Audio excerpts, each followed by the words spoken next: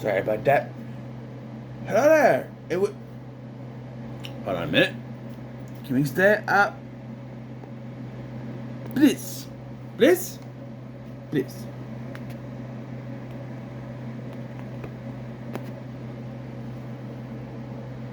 No, I'm all crooked. Hold on.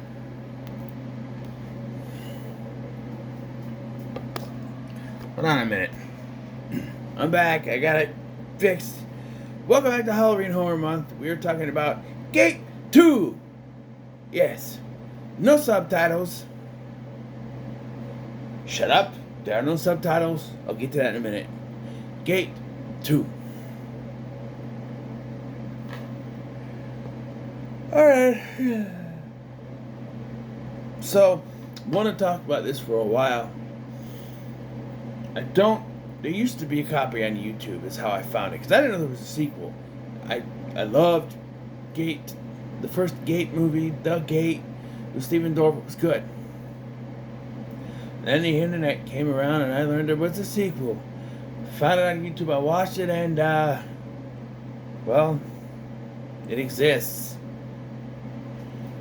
And so, a couple of things shocked me, because I figured, this was just a cash-in sequel that came out in 1990, and it's like, the first one's popular, straw the sequel, just the studio wanted to do it, and none of anybody came back except for Louis Tripp to play Terry. This has the same director, writer, and producers as the first film, and despite that it has an R rating, strangely I thought this was PG, it has an R rating, it doesn't really earn the R rating. And it's possibly tamer than the first film. There's no drugs coming out or heads rolling off. None of that. It's just tamer. And to be honest with you, this movie, I can have fun with most of it until we get to the climax. And I'll explain why when we get to it, but the climax just feels meh to me for a certain reason. Going into this, I knew there was some reason I didn't like the finale when they're in the castles and everything. And upon watching this, I realized why. But, so we already have some confusion, as according to Wikipedia, this takes place 5 years after the first film, which will put it in 1992. If you think about it, 87, 88, 88 to 89, 89 to 90, 90 to 91, or 92. So put it in either 91 or 92. However, Terry's voiceover says it's been 2 years, which puts it in 1989, which I'm going to go by. Yeah. Apparently he keeps coming back to Glenn's old house that is still destroyed and no one bought, for reasons.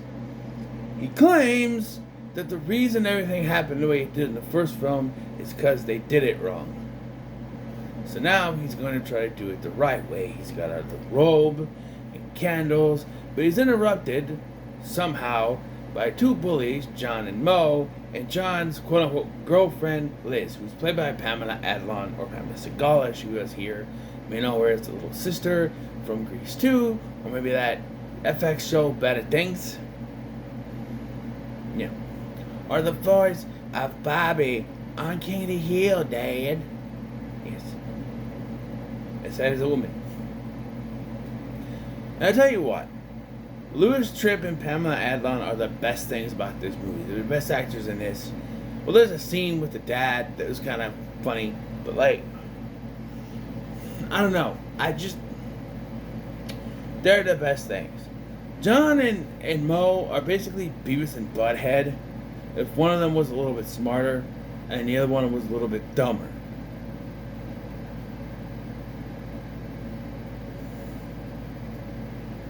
Okay, so it's more like Jay and Butthead. Beavis and Jay and Beavis. I guess. I don't know. It's one of the weed, but nah. So they show up, they interrupt this thing that Terry is doing, and then they join his little ritual he's doing, and they summon one of those little creature minion thingies. Hello, not those minions. The little Harryhausen minion things. And so he says that yes, they did it wrong and now they've done it right and they'll get a wish because he wants to fix his dad, who is now an alcoholic after Terry's mom's death. So he uses the minion to make a wish that his dad was no longer an alcoholic and got back on his job. Wouldn't you know it, the next morning he wakes up, he's done with alcohol, and he's back on his job as a plane pilot for a plane. Yeah. And off he goes. And when Liz shows up, he tells her about this, and she decides to use it to get a brand new car. And they go driving around. John and Mo see this and are very confused as to what's going on here. But, you know. The next morning, though, as they go driving and they have money, everything that she wished for has turned to shit. Literal shit. A big pile of shit. Yes, literally. But there's no time for that. She says she's gonna come over, but well, John and Mo, they beat up Terry. They call him Larry at some point, and take the minion for themselves and wish for lots of money so they can go to a special expensive restaurant that they both usually work at, but now are eating there. They eat escargots and stuff. And the other two have to try to find them before it's too late. And again, all this is fun. This is all fun stuff, making wishes and do that. I wish they got a little more frugal with the wishes. A little more, not frugal, what's the word? Freewheeling with the wishes. They just started making wishes left and right. We only really get, they're making this, and it turns to shit, and then the creature bites them. Or John first, and he starts to change into a creature, and then eventually Mo. But Mo has a heart condition and dies. But then when Terry and Liz arrive, Mo's just fine. But he turns into a horrifying monster and goes after them. Before this, though, they figure out there's got to be a way to stop it all. They have to empower a vessel. So they got this music box that they've empowered as a vessel to stop all this. Well, then they go to this random hangout place. Basically just a warehouse that they found to film in, apparently. And yes, Terry fights the two, John and Mo, now transform it into creatures. Because now a creature bite does that. Now I know in the first one it was Terry that bit Glenn and he got the eyeball on his hand. But I don't know, the little creature bites them and they start turning into... And this is still fine. This is still fine. And then they go through the gate, into the other world. Terry is turned into a creature, and from this point on, meh. Because they're now just stunt actors in suits with voiceovers done by other voiceover actors, and they say they have to sacrifice Liz for some reason. She's the sacrifice to do something. I don't know what they said they were supposed to do, to take over the world. Of course, I don't know, but much like earlier when he started off this whole thing, Terry was going to sacrifice his hamster but couldn't, and John helped him do it. Here he goes to do that again, to sacrifice Liz, but can't, and turns back to normal, and uses the vessel to stop this whole thing, sacrificing himself in the process. Yes. And then somebody said, so Terry is dead, John and Mo are dead, and we had Terry's funeral. Somebody saw the ending of the last one and went, hey, remember how we showed that everyone was still alive? Let's do that again, but not have it make any sense. Yeah, because in the last one I mentioned in my review of the first movie that, Both Terry and Al were brought back to life. Okay, but then the dog was brought back and it made no sense. This makes even less sense. Terry pops back to life. He's like, hey, I can't breathe in here. His dad is confused. But anyway, his dad at one point crashes the plane. So Terry has a dream after he makes the first wish of his dad going nuts, still on alcohol. I love this thing. He's like, hey, how about you have a drink with me, Terry? And, just going nuts. I like that. This actor is just hamming it up because he knows what kind of movie he's in. But he was, I guess it didn't actually happen and he was in a coma. He's fine now, apparently. And so Terry pops out and he's, hey, I'm okay. And he hugs his dad. And then she's like, hey, boy toy. And she kisses him and they walk off. And then John and Mo pop out. And, despite the fact that John's been jealous of Terry and Liz becoming closer and closer throughout the film, there's no time to cap that story off. Nope, because we turn them into monsters partway through that whole thing, and so there's no way to finish that plot thread. So he's just okay with them together. Chicks, he says, and they leave. And yeah, everyone's alive. And just when you think, oh, except for the hamster, right? About the dog back in the last one, the hamster. I kid you not. There is a post-credit scene where the hamster crawls out. I am serious. If you got the Blu-ray, fast forward to the credits. It's there. I'm not fucking with you. It's there. The hamsters, they spent extra filming time for a post-credit scene. Something you have to wait till the end of the movie to see it. I'm pretty much anyone who went to see this or bought the VHS or rented a VHS back in the day did not see.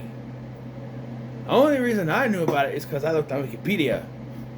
Because I already seen the movie, so I was looking through trying to remember. Yeah. I like the idea of the wishes. It's a twist on the monkey's paw. Well, instead of the wishes going bad, they actually turn to shit. Oh, the wishes, they're good, then they turn to shit, as in, oh, there's a twist and everything goes wrong. No, they actually turn to shit. I like that. There's one point where I think John has the money, goes to put it in the waiter's hand, and he goes for money to just right in his hand. They're yeah, just turns to shit right in his hand.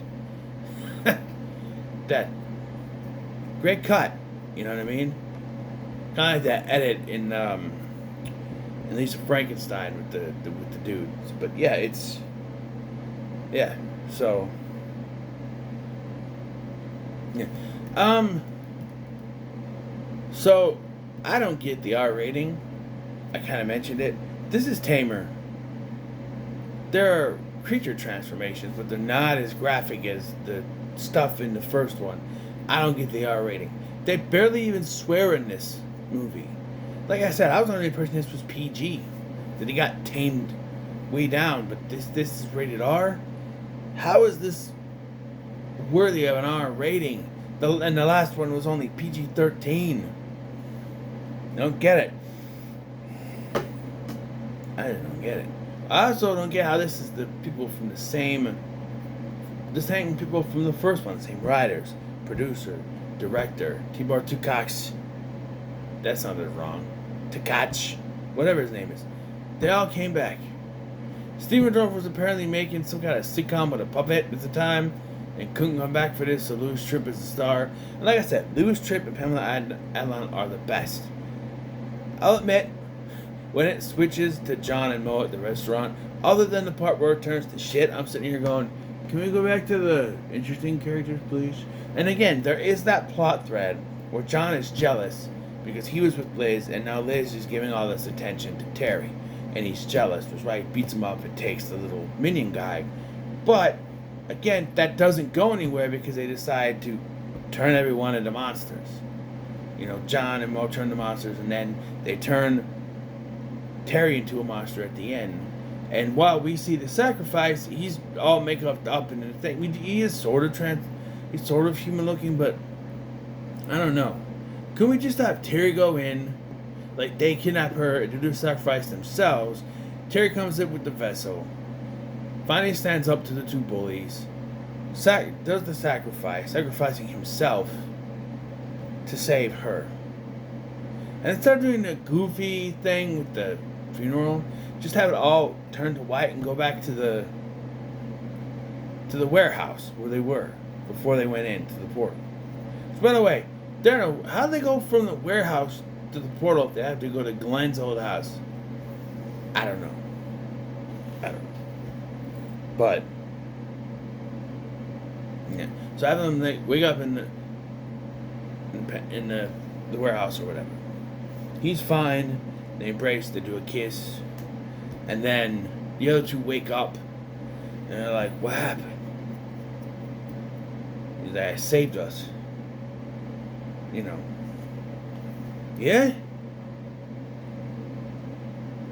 We're not so bad. Now look, maybe I was a little jealous, you know. Now, you're your own woman. Do what you want. By the way, they're playing teenagers, but Pamela Adlon was 24 here. So, I don't know. But it's fine. Nothing like the first one. The first one was fantastic. This one's the middle of the road. I'll give it a middle of the road. That's a big downgrade if you consider I counted the first one as a to the moon. But, yeah, this is the middle of the road. It's just, no. Not, and I guess watching these back to back, there would be a difference. Someone want to point out, I'm going to go over here and get the Blu-ray. So like I said, it used to be on YouTube. Not anymore. I looked, so I didn't have to pay $25 for this Shout Factory Blu-ray that gives you nothing. And I mean, nothing. You know, with the Scream Factory Blu-rays, they give you a bunch of special features. Here are the special features for Gate 2. New 2K scan of the Inner Positive. This movie looks really good. They really got it good at the night HD scan. New interviews with the cast and crew. Still gallery, video promo, theatrical trailer. That is all of the special features. Now I mentioned, I had a little goof at the beginning of this, the little joke at the beginning of this, how it was just called Gate 2, that's it. Well, apparently there are two other subtitles that it goes by. Gate 2, Return to the Nightmare, or Gate 2, Trespassers. Now, Return to the Nightmare makes more sense. But the reason why I say there's no subtitle is because, well, first of all, there's a subtitle there, Return to the Nightmare. Trespassers is nowhere anywhere on this. But look at the disc. Just says Gate 2, as does the opening credits and the side of the thing there, Gate 2. And if you look at this cover, Gate 2, there's no other subtitles. And I don't know where they get Trespassers from. I've never seen it called that, so I'm just gonna call it Gate 2. There was no the for some reason. It's just Gate 2.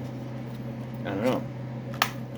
Now, I said this was a downgrade, going from To the Moon to Middle of the Road. Is it that bad? No, it is not. I just don't see it as a worthy sequel to something as fantastic as The Gate. The Gate, as I said, is a great horror recommendation for 80s horror. It's a great 80s horror film. It could be in the top 10 of need to watch 80s horror movies. This one, not so much. Well, it's the 90s, but not so much. If you watch the first one and you're curious to see where the sequel goes, by all means, put it in. But I don't know if I can fully recommend this movie. I mean, like I said, if you feel you need to watch it after watching the first one, sure. But do you want to really, is it really worth paying $25 for this? Not really. But you know. So what are your thoughts on it, Gate 2? Let me know in the comments below. Like, share, and subscribe. Thanks for watching. I've been Sky, and I'll see you in the next one.